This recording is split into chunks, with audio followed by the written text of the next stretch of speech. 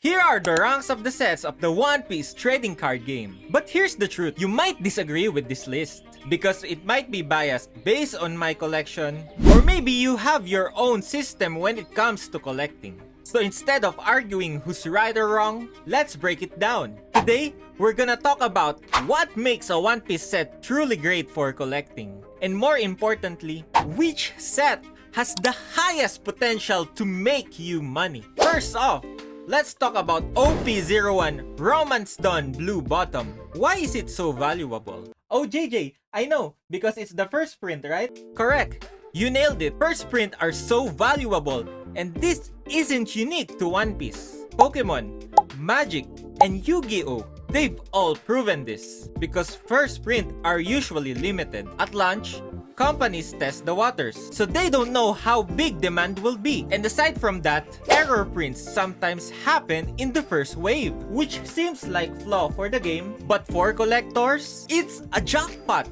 because it makes the card unique from the reprints, and uniqueness equals value. So JJ, does that mean that the Romance Dawn deserve the top spot just because it's the first print? Maybe, but not just yet. There's more that affects the market value. And let's move to the second major factor. Ask me this, why is OP09 still under $200? Even when the demand is high. But EB01 floats about $300. Even the hits aren't that exciting. Simple, demand and supply. OP09 had a larger print run, while the EB01 has the second lowest supply of any set, right behind Romance Dawn. So while the demand is important, supply is what truly drives prices up. But here's the twist. We have zero control over this. Only time will tell whether Bandai keeps a set limited or floods the market with reprints. This is also the reason why English sets tends to be more valuable than Japanese ones. Even if the print quality of Japanese cards are better, scarcity gives English sets long-term potential. The third criteria is innovation. A set needs to bring something new or memorable to the table because collectors remember moments, not just the cards. And the perfect example for this, OP11, a Fist of Divine Speed. Bandai introduced special SP cards or SSP, and we've never seen anything like them before. SP cards are already tough pulls, which is about 1 in every 12 boxes. But the SSPs are even harder to get than the manga cards. Innovation drives hype, and hype drives value. This is why OP06, 7, 8, 10, and 12 did not perform that well. Sure, they had good cards, but they didn't shake the table. Next up is chase card strength. Even if the set doesn't innovate, if it includes a fun favorite card, it can still do well. Take OP06, for example. It just continued what OP04 started. But the top hit is Manga Zoro, which is a very popular card, and that alone make it perform better. You might say, JJ, you're talking about popular cards, but what makes a card popular? Great question. There's a lot of factors that goes into that, and it deserves a whole new video. But the short version, top rated characters are big part of it. Luffy, Nami, Roger, and Zoro are all top-rated characters. The next criteria is set identity. Sets like OP05,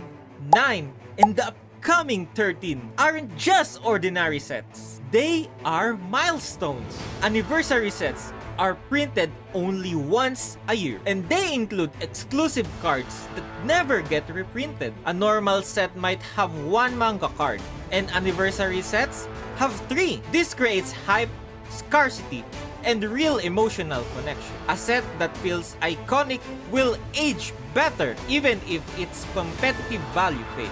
Plus, the chance to pull multiple hits makes opening those packs fun and rewarding, which increases resale value and excitement, just like PRV01, where you can pull countless SP cards.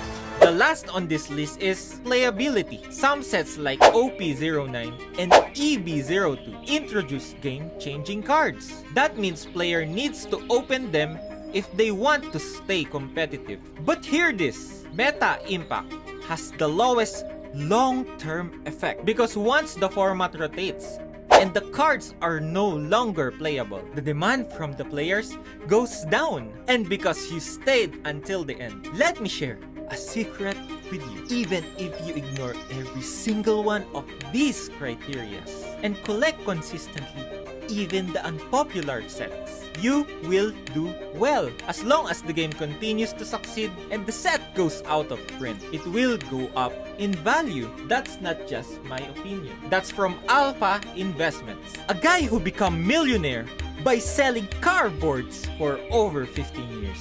And guess what? He bought a ton of OP07, a set nobody wanted, because first, it's cheap and likely to go up in the future if the print run stops. So after all hearing the criteria for all One Piece sets, how would you rank them? Let me know in the comments down below. As for me, I'll reveal the full rankings in my next video. So if you haven't already subscribed, hit that bell and I'll see you in the next one.